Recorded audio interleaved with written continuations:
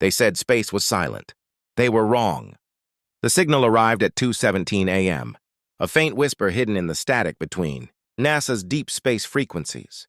A voice repeating the same three syllables again and again. No one could translate it, but the sound made every linguist feel the same thing: fear. Commander Ethan Ross, Earth's most disciplined astronaut, was chosen to investigate the source, a newly discovered planet orbiting a dying star. Kalin 9. What made it special wasn't the message. It was the fact that every alien probe from neighboring civilizations had tried to land there and vanished. When Ethan's ship pierced Kalin 9's misty atmosphere, he saw the ruins before anything else. Vast monoliths half buried in blue sand, spiraling upward like petrified bones. The air shimmered, thin but breathable, with a scent faintly like burned metal and rain. No life detected, the AI reported, but Ethan felt watched. Beneath the ruins stood a circular complex, engraved with alien glyphs pulsing faintly like a heartbeat. It was the sacred temple, the place all alien expeditions had failed to enter.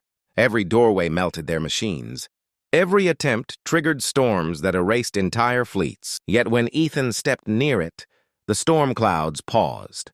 He whispered, "What are you hiding?"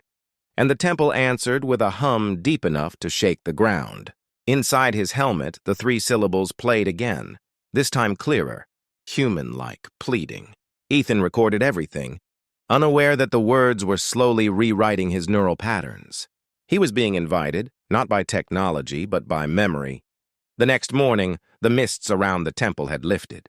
In their place were shapes, statues carved in perfect detail, all depicting alien species Ethan had seen in the galactic archives. They were kneeling. Their faces weren't sculpted in worship, but in terror. Each statue faced the temple's sealed gate, hands outstretched as if begging forgiveness. "This planet," Ethan whispered, "remembers." His suit recorded faint biosignatures beneath the ground, rhythmic and synchronized, almost like a heartbeat from below. Yet there was no life above, not even bacteria. The glyphs on the walls pulsed again, shifting their pattern, rearranging into symbols that resembled letters of Earth's ancient scripts. Ethan touched the surface. It felt warm, alive. He began sending transmissions back to Earth, but the signal distorted. In his headset, a voice emerged, female, gentle, filled with sorrow. "Why do you return?" Ethan froze. "Who are you?" "You left us here." The voice faded, but not before a name echoed through the static. Kaylora. The AI detected a surge of emotional response in Ethan's brain. The name triggered memories that weren't his. A woman standing under alien rain, a promise broken across centuries. His breathing quickened. Was the temple showing him the memories of the planet? Or was it showing him something he'd forgotten? He walked closer to the sealed gate. For every step he took, the air grew heavier, as though gravity itself resisted him. He pressed his palm against the door, and beneath his touch, the stone pulsed like a heartbeat answering his own. Then the whisper came again, louder this time, 3 syllables. Only this time, Ethan understood them. The name the voice spoke was Ethan. He staggered back. "No, that's impossible." His AI confirmed that the sound wave was not a glitch. The temple had pronounced his name with perfect human phonetics. For a moment, the gate flickered like a mirage, revealing something luminous beyond. A vast chamber pulsing with veins of white light. Then it sealed again. Ethan tried speaking back. "Kaylora, I'm here." The wind rose instantly, circling him in a spiral of sand and electricity. His instruments spiked. The planet was responding, not with hostility, but recognition. Through the storm, faint holographic shapes appeared, projections of alien explorers, tall, crystalline beings, insectoid forms, luminous energy entities. Each one tried the gate, each one was rejected. Then the final image appeared, a human silhouette. Ethan's heart pounded. That's a human. The image raised its hand toward the gate, just as Ethan had, and the voice of Kaylora echoed through the air again, mournful. He spoke my name. Then he forgot. The storm collapsed and silence returned. Ethan fell to his knees. He realized this wasn't just another alien world. It was a graveyard of memories, a place built by a civilization that had known humanity long before recorded history. His mission log was still running. Temple recognizes human DNA as familiar, the AI reported. Ethan awoke inside the temple. The walls shimmered like liquid crystal, reflecting fragments of galaxies. The air vibrated with the sound of distant voices, echoes of the countless aliens who had failed before him. Yet now they whispered as one, reverent and calm. He remembers. In the center of the chamber floated a crystalline orb, large as a human heart, radiating warmth. Inside it, suspended like a dream, was a figure, a woman. Her form was neither entirely human nor alien. Her face was familiar, yet impossibly ancient. "Kaelora," Ethan breathed. The orb pulsed, and the figure opened her eyes. "You came back." Ethan's throat tightened. "What are you?" "I am what's left of what we were," she said softly. "Before your kind forgot the stars, we built this world together, humans and Kaelans. But your species abandoned us when the wars began. We built the temple to preserve our memory, to wait for one who still remembered my name." Her words shattered something deep inside him. "I don't remember," he whispered.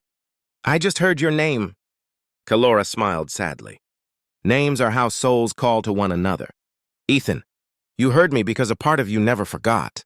The temple lights dimmed as if reacting to her sorrow. She reached through the orb's surface, touching his face with light. "Every alien who came here sought power. Only a human could seek forgiveness." Ethan felt the planet breathing again, the synchronized rhythm from below, as though the world itself was alive, waiting. The temple began to tremble. "Your presence reawakens the memory," Kaelora said. "But to keep it, you must give something back."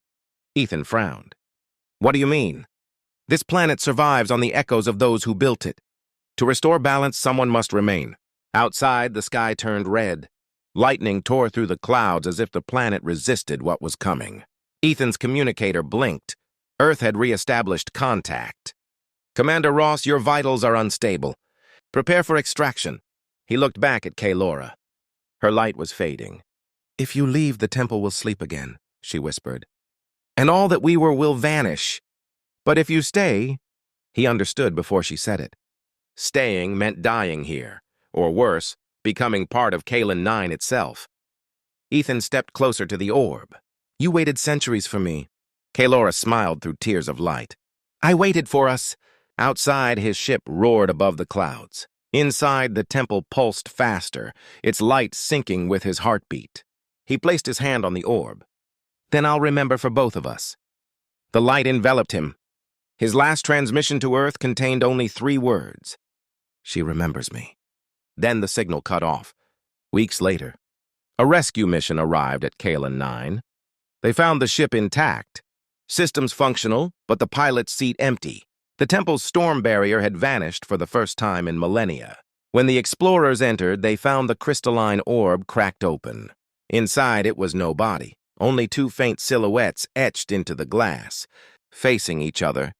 Every scanner failed to explain the energy field that surrounded the temple. But when the lead scientist whispered the recorded name Kaelora, the ground trembled softly, not in anger, but recognition. The temple's walls glowed, displaying new symbols. They weren't alien glyphs anymore. They were human letters forming a single phrase. "We are home."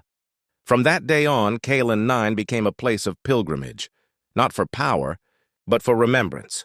Every species that once failed to enter now came in peace. They said if you stood in the temple at dusk, you could hear a man's voice laughing faintly, a woman answering with joy, like 2 memories reuniting across eternity.